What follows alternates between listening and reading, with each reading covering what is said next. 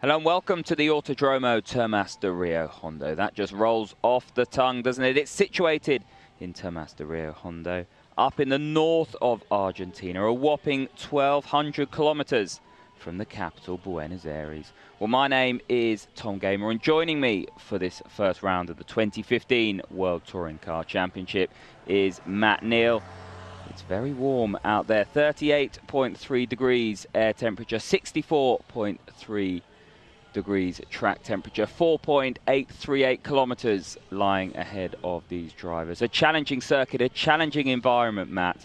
And for the first race of the year, looks like it's going to be a challenging one for this man, Jose Maria Lopez.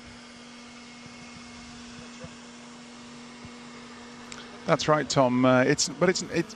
Heat is one thing, but it's the humidity which is going to get these drivers today and make them really work for their living. We're only got two 13-lap sprint races around here, but they're definitely going to lose a lot of weight in fluid during both those races. So we're going to see them before both races and in the interim, taking on as much fluid as they can just to try and keep hydrated, because the working environment they're going to be in is pretty acrid today. Well, it's 64 centigrade track temperature, about 50 in the car. It's 19 centigrade in the booth. As we go through the grid, Jose Maria Lopez on pole position as he was last year. Then it's his teammate Ivan Muller. The third factory car of Sebastian Loeb is on the second row of the grid, alongside the fourth Citroën Quinquimois. Then it is Thiago Monteiro and Tom Chilton, the top Yokohama Trophy driver Tom Chilton. Gabriele Tarquini, Stefano D'Aste.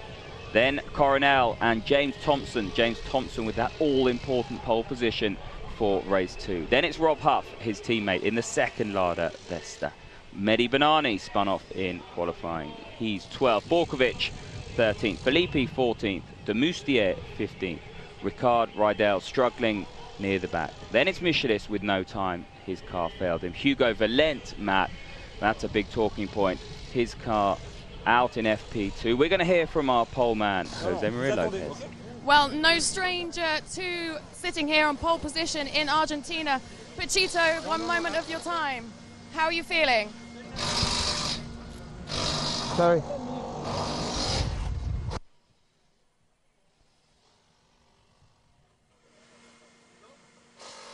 Well, we're trying to hear from Jose Maria Lopez. He's getting strapped into that Citroën car. And it's always a challenge, Matt, when you do have plenty to focus on. The engineers are in your ear. Then you've got the beautiful Alexandra Legui, who's working for Eurosport, going to talk to you. And just hearing from Alexandra, I think we have Jose Maria Lopez with us now. Okay, Pachito, it's very, very busy here, isn't it? Now, you are no stranger to sitting here on pole position. You're here in Argentina. How is the pressure right now? It's okay. I just need to do a good start, try to do things well. We'll see, you never know what can be next, but I'm okay. I think we have a very good car. We've been preparing a lot this race, so I'm feeling comfortable. You seem very, very focused, very composed. I try to. Maybe the procession is from inside. Maybe from outside you cannot see, but of course there is always something, and it's normal. This I think when I don't have that kind of sensations, maybe it's not normal. So I think the body preparing for the race, preparing for the battle. Speaking like a true champ, like you are. Well done, good luck. So, Matt, Jose Maria Lopez able to treat the biggest day of his life yesterday like any other. He's a huge 1.2 seconds ahead of Ivan Muller in qualifying, and he gets 5 points for that pole position. And that really is hugely impressive. Yeah, I would imagine he's got a lot of nerves going through him at the moment, Tom. He's got a lot to live up to. The last 3 races around here he's won. He stuck it on pole twice. He is the man to beat. He knows Muller's got to beat him, but I think we're going to go for a tribute now, I'm just hearing. Yes, so new to Eurosport's coverage this year, the tweet aspect, and this is Hugo Valent talking about his team, Campos Racing Team, the Spanish team, up to 7 a.m. I talked about it earlier briefly. He had an issue, went off in FP2. His car caught fire. They worked all night, missed qualifying, and Ben's with Hugo Valent to talk us through it. Long evening for your mechanics. Yeah, long evening for them. They worked all night, you know, like last year in Salzburg. They did an incredible job fixing the car. The brake problem we had yesterday. So they're the superheroes of the weekend, for me at least. And how does the car feel? You've done 2 laps out on track. It feels great. It feels like in free practice before the crash. So I'm expecting a tough race because I'm starting last. But I have fresher tires than the others, so I expect to overtake a few guys, and I hope I can overtake a few independent guys competing with me for the Yokohama Trophy. Have a good one. Thank you. Well, it's a case of what next for Hugo Valent. 2 big crashes in a week, Matt. He had that big testing crash, and then the crash we saw on the screen there in the fire. He had a sore neck, and that's got to play on the driver's mind going into this race. Yeah, I mean, the fire was not caused, but it was a brake failure, so that's down to the car. But then trying to slow the car up, he banged it down through the gears, and that detonated the engine, and so caused the oil fire. And so they've had a lot of work overnight. And to be honest, hands up, I said there's absolutely no way they're going to get that car out today. So, you know, you have to say fair play. I just hope he gets through the first race all right. So do I, Matt. Well, we're going to go for a quick commercial break. All the action still to come.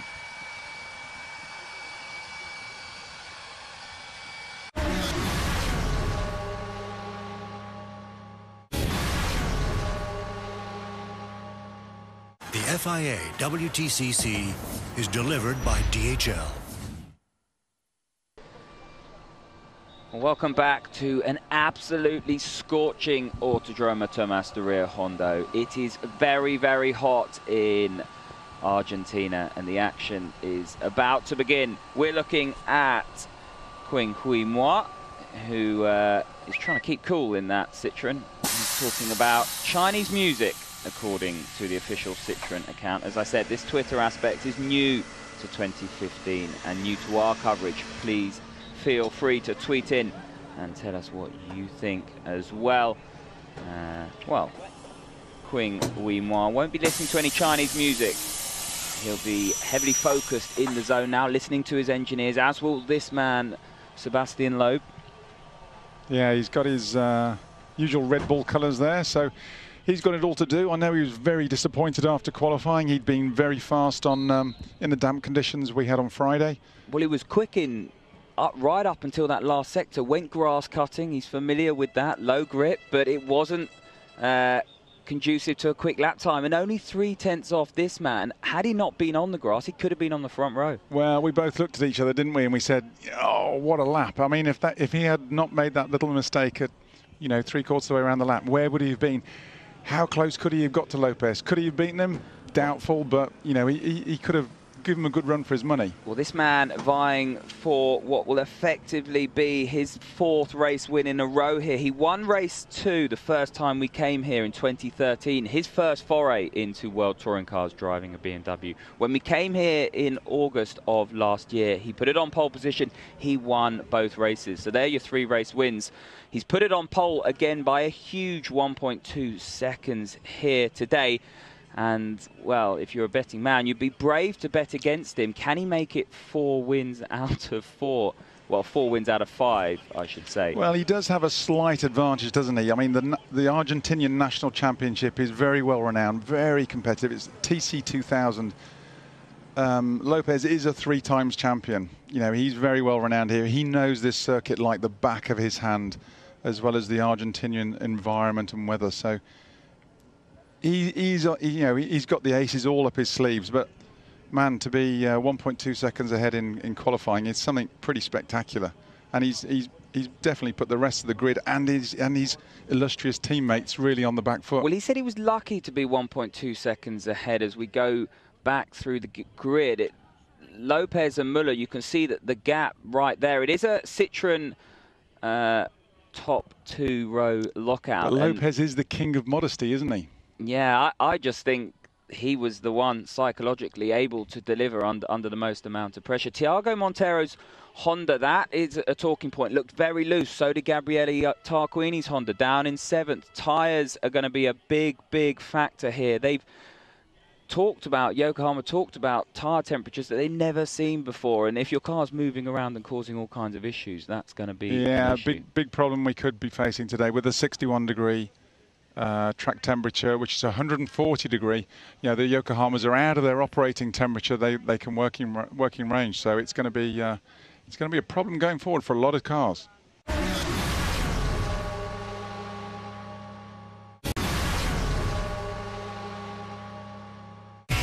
Where performance matters, you'll find Total Quartz. Back, you're watching Rob Huff with the live intercom. He was doing my job for me, and in fact I think you've just missed him talking through the lap here around this Autodromo Termas de Rio Honda. As I said, 4.838 kilometers and a real challenging environment for the drivers. Effectively one line because of the difficulty that they've had in terms of rubbering up this surface offline. If you go offline, the drivers are saying it's very much like being in wet weather. Turn 1, turn 5, turn 7, 3 real overtaking opportunities, Matt. Heavy braking zones here. Yeah, but what you can't see from the TV cameras here is that there is an enormous amount of dust and sand on the track. So much so is when you see it real time, it's like rooster tails coming off the back of the cars. So, you know, there are a lot of them. It could be a single file race, this, because off the racing line, there is a lot of debris, and Muller knows that. Lopez knows that.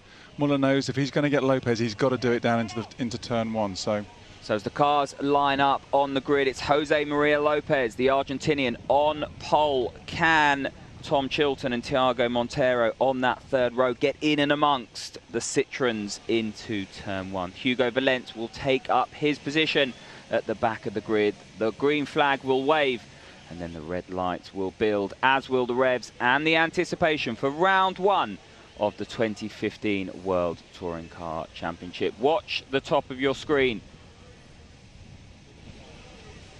Jose Maria Lopez. It'll seem like an eternity. The green flag is waved, and we're going to be underway now in Argentina. Jose Maria Lopez with a very good start. Ivan Muller across to the inside, and he's looking to get up the inside. He has got up the inside of the Argentinian. Then it's Sebastian Loeb and Thiago Montero. Gabriele Tarquini also very fast away in 5th place in the 2nd of the Hondas. Now watch as they come out of turn 1. Ivan Muller's run wide. Jose Maria Lopez has got back in front, and that is important. I say it's crucial for Lopez, because you talked about one line. What can Ivan Muller do now throughout the rest of the lap? He's got Loeb tucked up underneath his rear wing, and then it's the 2 Hondas of Montero and Tarquini, and it looks as though Tom Chilton is there, but Tarquini making a move on Montero now on the inside. Muller did all the hard work down into turn 1, got the jump on Lopez, but then Lopez squeezed him out, forced him onto the dirty track. So he had to run wide coming out of turn 1, and that's put Muller definitely on the back foot, because now he's defending from Loeb rather than attacking him, focusing on Lopez. The Hondas of Tarquini's made a cracking start, and now back up the... Oh, first casualty, that looks like Tomo. With Philippi as well in the Chevy, whether they've had a coming together. Well, Quing Huimoa coming through there up the inside. It looks at Borkovic. He went missing very early on, didn't he? Very slow away. And look, James Thompson, that's rear suspension failure, isn't it? A lot of toe out on that right rear. Who did he come into contact with? Meanwhile, out front, it is Lopez from Muller, from Sebastian Loeb. Then it is Thiago Montero and Tarquini. We're watching the battle between Stefano D'Aste and who's that? Mehdi Benani with Rob Huff tucked up behind him. Plenty of contact. Look at Rob Huff pushing him through, Matt. Yeah, Huffy was definitely, he was disappointed after qualifying. He had a cracked spark to augment his poor qualifying time, but he's so buoyant about this new Lada Vesta. Well, poor old Stefano D'Aste there getting out of the way, because Mehdi Benani was right up into the rear bumper. Huffy was part of that. D'Aste didn't want any of it going through that final turn 13 and has let them go. I've circled Rob Huff as one to watch as this race unfolds. We're now looking at Tom Coronel in the DHL livery car ahead of Rickard Rydell in that blue Honda Civic. He's been struggling throughout the weekend, and certainly with Quinn Quimois now looking around the outside of him as the Lada Sport crew look on, sorry. You can see Quinn Quimois has got up around the outside of Rickard Rydell now into turn 5. Those the 3 factory Citroens definitely making a break, closely followed by the two Castrol Hondas, and then it's the pack pursues. But the independent Citroens, they all weekend they've had close to the pace of the factory Citroens. So it's going to be interesting to see if what progress they can make in this middle pack. Well, Mehdi Banani was very quick in qualifying, wasn't he? And then threw it all away very early on in that Q2 sector, caused the red flag, parked it in the gravel. You can just see him there he is in the green, white and red-nosed Citroen Michelis ahead of Stefano D'Aste. So D'Aste going backwards, that good performance in qualifying that Chevrolet Cruze now not materializing in the race. Tom Chilton, your top independent. There is Mehdi Banani around the outside of the Brit. What can Chilton do? Can he defend? Yes, he can. So Mehdi Banani has to go back to the drawing board and see what he can offer up into turn 1. Meanwhile, plenty of action in the pits. Look, it must have been Felipe and Thompson. Doesn't take... It's a bit of a telling tale, left front to right rear, isn't it? So doesn't take a genius, does it? And there's the recovering Quinn Quimois passing Tom Coronel in that yellow-nosed Chevrolet Cruze. That's Tom Chilton's teammate in the Raul Motorsport car. That is Tom Chilton there, the black-nosed Capsicum-sponsored Raul Motorsport Chevrolet Cruze. And he's got his hands full. Mehdi Banani, as we thought, very, very quick at this stage in the race, Matt. Yeah, now with new cars, new setups, and such a hot track temperature, we mentioned it earlier, it's 61 degrees track temperature. Tyres are going to become a factor very, very quickly. And you don't want to be locking up that right front. Mehdi Banani needs to push. He needs to push Tom Chilton offline effectively, put him under pressure, but he can't make mistakes like that. 13 laps around this circuit, and if he damages his front tyres, but he's got to run now. He thought better of it. Chilton's been very graceful. Left the door open, Tom. That's when accidents happen. It's that sinking feeling. One of them has to take control. And they're stuck together with super glue here, effectively. Mehdi Banani offline, and that's what we were talking about. Look how much that destabilised the car. Now Rob Huff up the inside. This is a fast element of the track. Mehdi Banani will not be able to stay around the outside through turn 11, and he thinks better of it. That's where Sebastian Loeb had his grassy moment in qualifying, and Rob Huff. Now, these are the two cars, the ones to watch. Rob Huff, Mehdi Banani. So... yes, Tom Chilton lives to fight another day, but he's now got Rob Huff. He's suddenly going to get a mirror full of yellow Lada very quickly. But Puffy definitely always the opportunist and saw that. Banani got forced onto the outside, onto the dirty track, and then he just pounced straight away. Now, going back to James Thompson, that could potentially spell disaster because they've got not a lot of time to fix that car before race 2 that comes up very quickly after this race 1. That's the format in World Touring Cars. And he is our pole man. He needs to get out and get so many laps under his belt to be classified a proper finisher. And so they're going to be under a lot of pressure because he doesn't want to give that pole position away. No, absolutely not. So the Citroens checking out Jose Maria Lopez now 1.1 seconds ahead out front. Ivan Muller trying to hang on to his coattails. Easier said than done for the Frenchman. Then it is Sebastian Loeb in third. Thiago Montero and Gabriele Tarquini, the two Hondas, line astern in third and fourth. Then we're looking at this battle. Well, Tom Chilton in sixth. This is the battle for seventh, and Banani's hit him. The Ladas are in the wars, and that could be damage again, Matt. It does look. He's broke his rear wheel again. Oh, right rear suspension. Mehdi Banani. Well, I'd like to see a replay of that, and Huff is off there because he doesn't know. He thinks he's got a puncture. He doesn't know, but the frustration will be building inside that Lada Vesta. I feel sorry for the whole squad. Has he missed the pit entry? No, he hasn't. He's still got plenty of time to get there. There's no point rushing back, Rob. No point rushing back. It's the emotion, isn't it? Yeah, it looks like a bit of a redesign coming up on the Ladas there for the next one. Disaster, because he was my one to watch. Rob Huff, James Thompson potentially losing his pole for race 2. The Lada Sport team have worked so hard. That car has been built in Russia. They're very proud of it. It's come here, it's shown huge amounts of pace, but the luck has deserted them in this race 1. Talk us through the replay. Well, he's not up the inside, is he, Matt? No, it wasn't on, but Bernani, those Loeb, Team Loeb Citroens do look incredibly strong, like the factory cars. You know, it was just a question of time. He was just picking his moment, but it wasn't on there, unfortunately. So you can see the damage to It's almost Rob's a mirror of Huff Tomo's, car. isn't it? So Poor old Hugo Valente. Campos. Well, they say bad luck comes in threes. He crouches down. We hope Hugo Valente is okay, but that's his 3rd big accident. I hope he's got plenty of credit on his credit card for buying them drinks tonight. Exactly that. We wait to see what happened, but surely that can't be a failure. That team, the Campos Racing team, have done so well to get that car out, and it's effectively in pieces again. Hugo Valente, we want to see if he's okay first, and then we want to see what's happened. But Hugo Valente will not be out in the 2nd race. His day is done after all that work for the Campos Racing squad. Rob Huff, visor down, shaking his head, and well, he might, because I would be furious. One man who is not furious is Jose Maria Lopez. Now, this is a challenge, Matt, isn't it? There's the tyre element, but being out front, it's easier said than done. You want to manage that gap, but you don't want to push too hard. You want to make sure you've got some tyres left at the end of the race.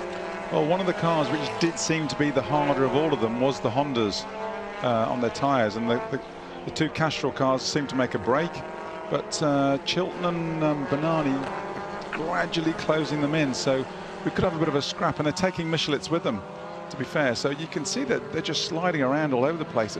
The drivers were reporting that it was incredibly slippy in qualifying, and you know, the times have been a good couple of seconds off last year's time, so you know, it is very slippy out there, whether that's something what to do with the heat or the sand on the track, or it's just a combination of everything. They almost look like they're driving on bubblegum / blancmange, don't they? Because every time they turn into the rear of the corner, the rear of the car just goes from underneath them. And as Tom is offline there, asking the car to rotate quite a lot in the mid corner, he's using his tyres more than Bernani. Bernani is trying to stay out wide on the conventional line and give himself a better run through the corner. He's kept it tighter there through this element. And he's just picking his moments, isn't he? I mean, the Citroen does seem incredibly strong in a straight line, which it did the early part of last year. Tom's driving well though, Matt, isn't he? Chilton's because driving very well. It's not all about attack motorsport.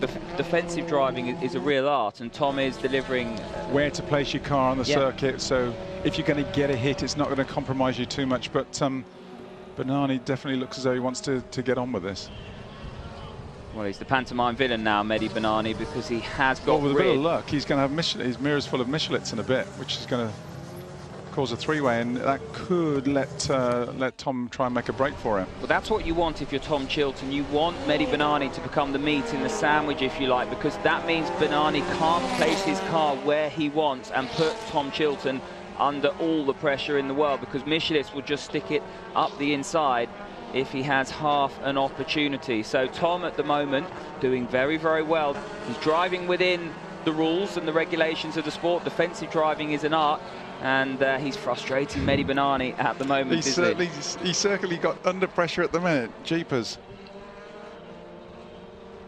Bernani's gone all the way around the outside there, and Tom Chilton force wide, Michelets through as well. So now that's Tom down from 6th down to 8th. So Mehdi Bernani inheriting that 6th position, his pressure paying off. And as we see now, Mark Winqui, Chilton having to go defensive.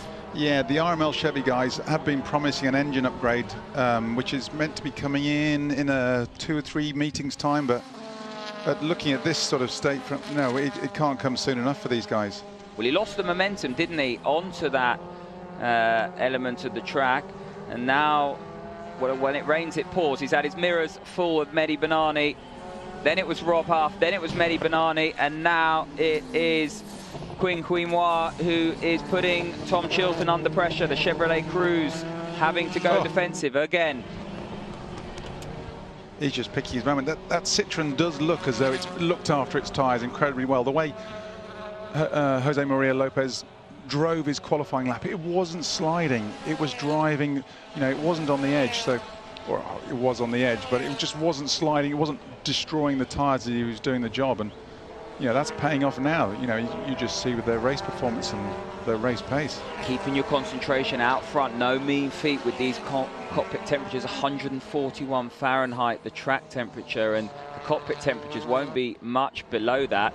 And Jose Maria Lopez, you can't switch off for a moment when you're out front, especially not with four-time world champion Ivan Muller behind them. Oh, small mistake off Lopez there. He is fallible. Ivan Muller will gain some confidence looking at that.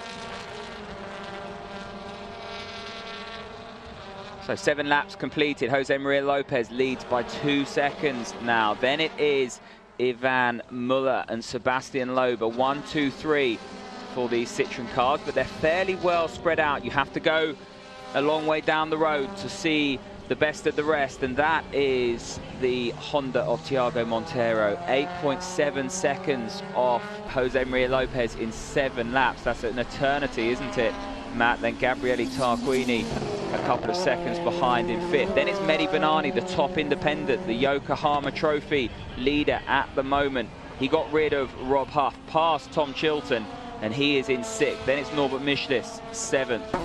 Quinn Quimois, 8th. Tom Chilton, 9th.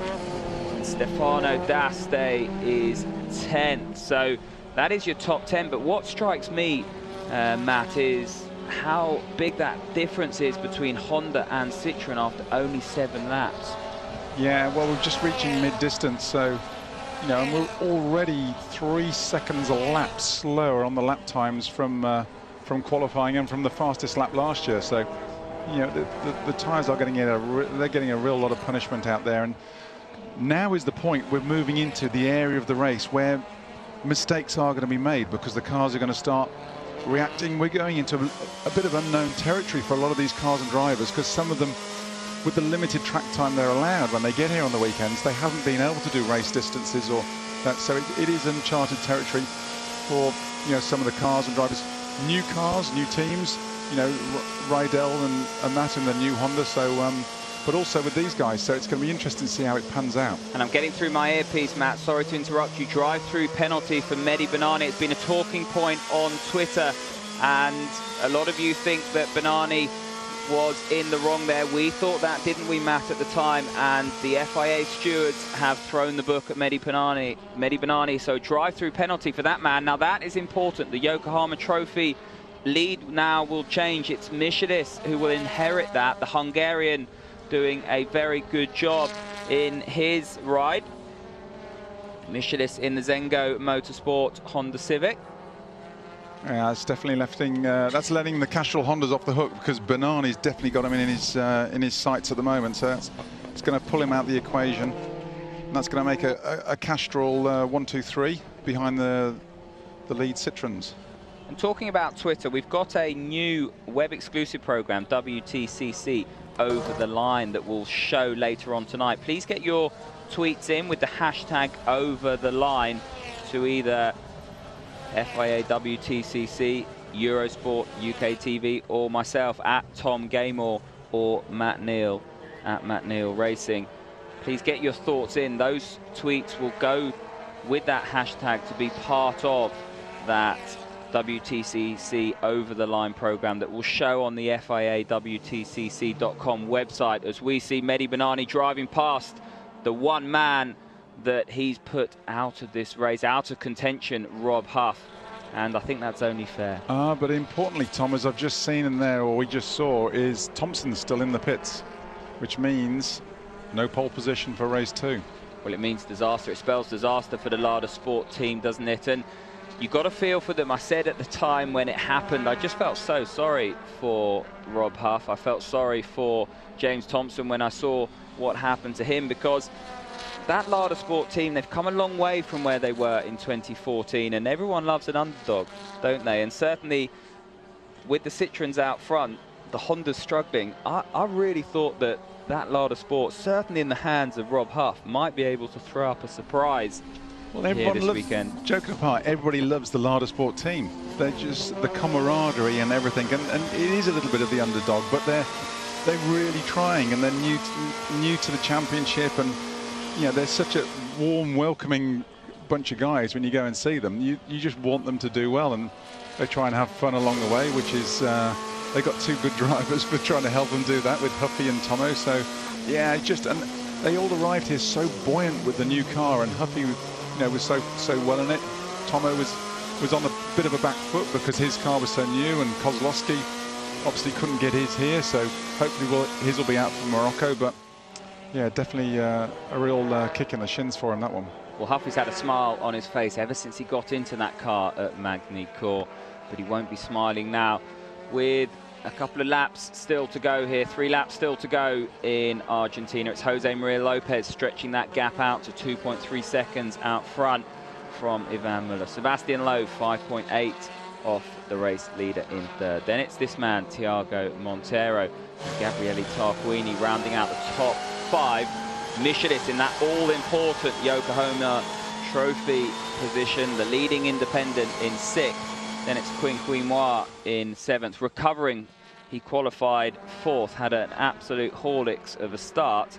And we didn't see what happened, but his first lap was nothing short of shocking. And he's driven a very good race to get back up to 7th place. He's now only a couple of seconds behind Michelis, and expect him to try and put the Hungarian driver under pressure in that Zengo Motorsport Honda Civic as this race enters into the closing stages. Now Lopez might just be trying to make a little bit of a statement here. He said his fastest front sector there, and he put the hammer down that last lap. He's half a second up on the last lap than both Muller and Loeb. So is he just trying to put the other two in their boxes and say, yeah, right, I'm the champ and here I am, and just stay where you are? Well, I said to you off air, didn't I, yesterday? I said, well, Ivan Muller's a 4-time world champion, but that's 1.2 seconds that Jose Maria Lopez has just pulled away from him in qualifying.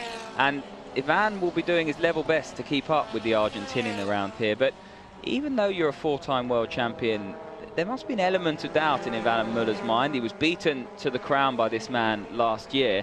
And talk about setting the tone in terms of defending your world championship. This is the perfect beginning for Jose Maria Lopez. Yeah, but Muller he's a wise old owl. He's been around long enough. Lopez is meant to win here. He's got to win here. He's got no excuses. Muller knows if he can finish second, then Lopez is only gained a handful of points on him, and he's got the rest of the year to come back. Well, it looks as though we've lost Tom Coronel as well. He's dropped out. We saw Hugo Valent with a heavy impact. Yet to hear as to how well he is. We know his car won't be out by the looks of things in race 2. Rob Huff and James Thompson both out in the Lada Sport team. Jean-Philippe was out on the first lap as well. I think he was the one that came into contact with James Thompson. There is Rob Huff looking very dejected. And, well, it's Heartbreak Hotel for the Lada Sport crew. 13 runners led by this man, Pachito, as he's known in his hometown. And the Argentinian hero is putting on a hero's display here, because he certainly is giving the hometown fans something to cheer about, pulling away from 4-time world champion and teammate Ivan Muller with, well, it looks as though it's a certain amount of ease. The gap has certainly started to stem, but it's not coming back to Ivan Muller. There you can see Ivan Muller pushing, using all the exit curbs on the exit of turn 14.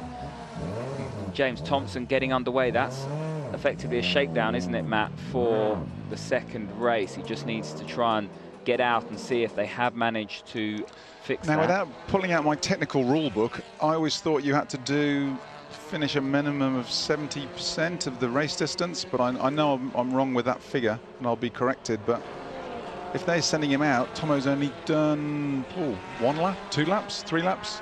But even if you can just get out for 1 lap, just to check that the car is underneath him, it does feel as though it should feel. But yeah, but if it's a we'll runner, why not keep on sending him round so he can take up his grid position? Because he'll be, if by doing that, he'll be starting at the back of the grid. So all you're doing is collecting data really for the next race. And at the moment, the most crucial piece of data they've got is the rear suspension needs beefing up. Yeah, it does. Both cars with a bit of impact to that rear suspension. And it wasn't a big hit. Banani, no, I mean, it was wrong. Not in touring car terms. They've got to. I mean, when Citroën came into the championship, they went out testing, driving into each other's at different points of the cars, just to know, because that is touring car racing. So Jose Maria Lopez around turn 11 for the last time here in race 1 in Argentina, and he's about to hit the brakes for turn 13. You can hear the crowd now. You can absolutely hear the crowd, can't you? Just soak that in, Pachito. 40,000 people here today. Jose Maria Lopez across the line to record his 11th career World Touring Car win, and his 4th in a row effectively here in Argentina. That's what the Citroën Garage think of that, and it's a very successful result for them. It's a successful result for the crowd as well. 37 flying high, that flag, because their countryman Jose Maria Lopez has won this race ahead of Ivan Muller and Sebastian Loeb. A Citroën 1, 2, 3. Then it's Thiago Montero and the 2 Hondas, 4th and 5th. Michelis with that all-important Yokohama Trophy win. The Independent Trophy winner is there on your screen in his Zengo Motorsport Honda Civic. A good drive from the back of the grid. Yeah, first class, staying out of trouble. It was getting a bit busy in the middle of that pack, you know, so as it all unfolded, and unfortunately the 2 biggest casualties were the Lada boys, Tomo and Huffy, which is a shame, because Huffy was showing so much promise in the first one, and Tomo promised us a good scrap in the second one, you know, with his sort of Vesta. But hey, I mean, what a result for the home crowd! What a result for the home crowd! What a result for this man. He punches the air. Jose Maria Lopez, winner of race 1 here in Argentina.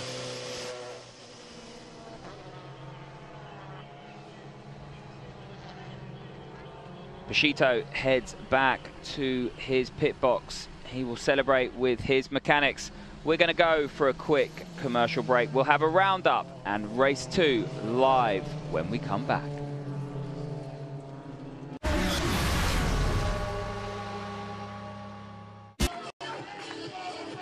Welcome back to Eurosport and Argentina. There is your winner of race 1 and the first race of this 2015 World Touring Car Championship. What a way to make a statement, to set the tone. The defending champion doing what he does best and winning races. His 11th World Touring Car career win, Matt, and in fairly dominant style. Well, he set the record for all drivers of winning 10 races last year. So if he's going to beat that, he's certainly made the marker to made a big start to that this year. Well, there we have it. Winner of race 1, World Touring Car Championship 2015 goes to Pachito Lopez. Amazing, amazing. Very nice race. Very good pace. Very tricky first. But everything went okay. I didn't do a great start. I got a little bit worried in the start. I pushed the clutch and the car was moving, so I wanted to make sure everything was okay. I didn't want to jump at the start. So everything went great. Again, winning in Argentina. Such fantastic news. Talk us through what happened at the very, very beginning, because there was a little bit of a to-do with Muller, wasn't there? Yeah. We touched a little bit. He did a better start than me, but I obliged him. I had my line to brake on the dirty side, and he went a little bit long. So he gave me that little space that you need for going inside, and I think he was very on the limit, and it was very nice maneuver, because I think otherwise it was going to be very difficult. We had a very, very similar pace. Even is very long, so very good race for him, very good race for the team. 1, 2, 3, incredible. Congratulations, Citroën. Congratulations to you. Well done, Tito. Well, it wasn't ideal from the start, but the very best adapt, don't they, Matt? He was worried about a jump start. He had to fight with his teammate Ivan Muller into turn 1. Ivan Muller did all the hard work and then ran wide on the exit. It was a great bit of gamesmanship to watch. Muller got him off the start, and then you could see him just bumping doors on the way down. Muller trying to force his way back over to the clean part of the track. Pachito just trying to keep him on that inside, keep him on the dirty track. And each knew what the other was trying to do. And Pachito won it, managed to keep him on the inside, and so he could force him run wide on the exit, and then the rest is history. So a little roundup of the first round here in Argentina. There's certainly one man that has mastered this Termas de Rio Hondo circuit, and it is Pachito. Jose Maria Lopez gave us a real masterclass on how to drive around this 4.838 kilometer venue. Didn't get the best of starts, as Matt said, a bit of door banging with his teammate Ivan Muller. It was the Frenchman Jean-Philippe in his Campos racing car that got into James Thompson early on. Then Mehdi Banani and Rob Huff came together. That saw Huff's retirement. Jose Maria Lopez continued to test the boundaries of his environment, and then he crossed the line for his 11th career win in World Touring Cars, and showing the others a real clean set of heels. Well, it's the calm before the storm. Before we do it all again, Matt, the car's back in parc fermé conditions in the pit lane. The format is we have a little break, and then the cars will be able to be worked upon, and the race 2 process will start. That is Jose Maria Lopez's other half, looking very, very pleased with what she's seen. She's got a microphone attached to her, so I wonder if she's doing some over-the-line activities. Depends what language she's going to be speaking, I guess, because she speaks English, Spanish, French. Whatever you speak to her in, she can come back at you with. So it's worth marking her up. As her other half, then. Almost. So talented duo, those two. We go on about Lopez's talent. He almost. I thought we saw a couple of chinks in his armour when he put a wheel off the curb, and but he seemed to have everything under control. Just to explain to the people who aren't involved in motorsport about parc fermé, which we mentioned, the cars are sealed and no one is allowed to touch them from anybody, even officials, and all the doors are taped up, and they sit there for a set period of time. And in that period of time, any other competitor or team can protest against them if they think there's anything infringement and technical infringement or anything, or the officials can go and look at bumps and scratches on the car if there's been an on-track misdemeanor, and they stay there in this situation for a period of time until parc fermé finishes. I think it's about 15-20 minutes here in Argentina, and then we're going to go into a rebuild time, which is about 10 or 15 minutes.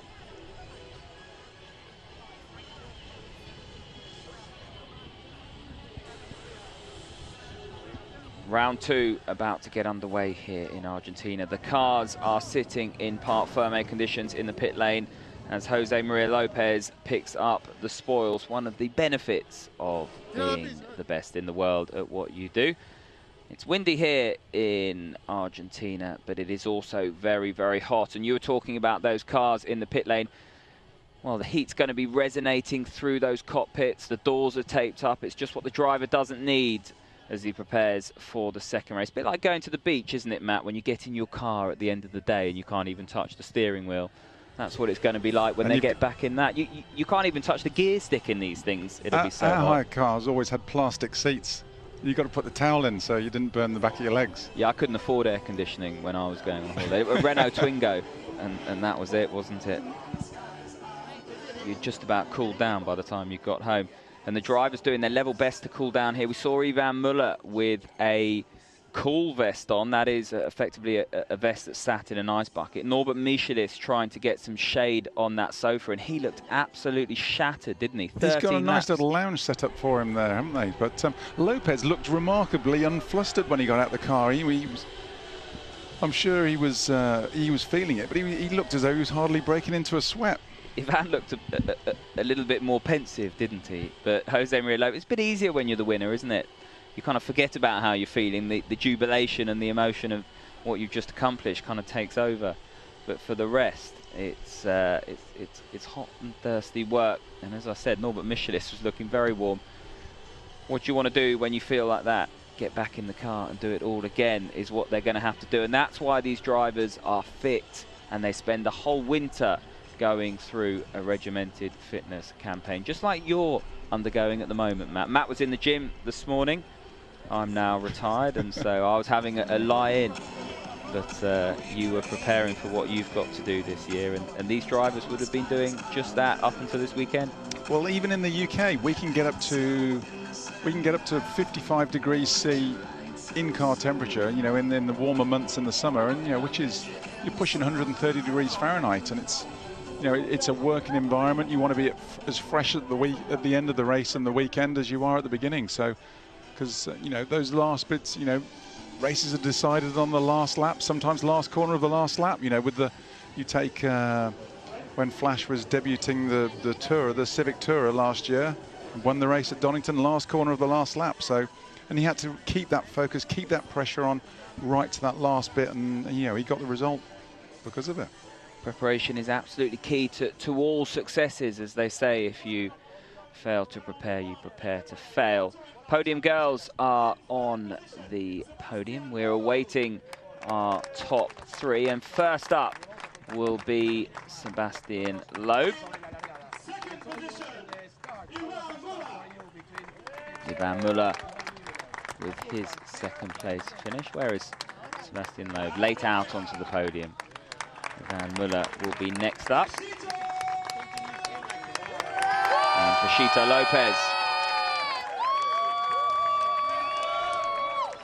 getting a hometown hero's welcome, and well he might, because he's done what he set out to do here, and that is to win the first race. 50% of the job now done for Lopez. Just listen to his fans.